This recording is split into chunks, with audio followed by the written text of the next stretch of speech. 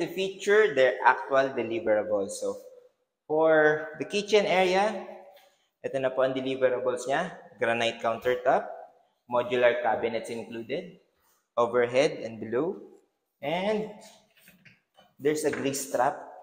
Okay? So, para hindi po magbara. Then, let me show you their bathroom. So, toilet and bath has complete bathroom accessories. Full tiles na po sa wall. Okay? Then, complete deliverables, meaning naka-vinyl po ang flooring natin. Ceiling height is around 2.5 meters. Strategically located electricals. And there's fire sprinklers for safety. So, this is bedroom number 1. There's a provision for window-type aircon. Malalaki ang bintana for natural lighting.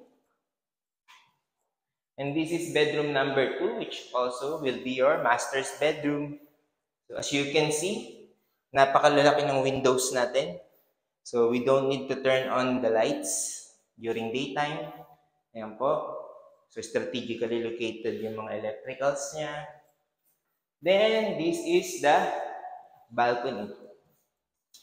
So additional space, which can be your coffee area, tambayan area. So the drying cage will be featured separately, but if you are interested to purchase this property, feel free to contact me.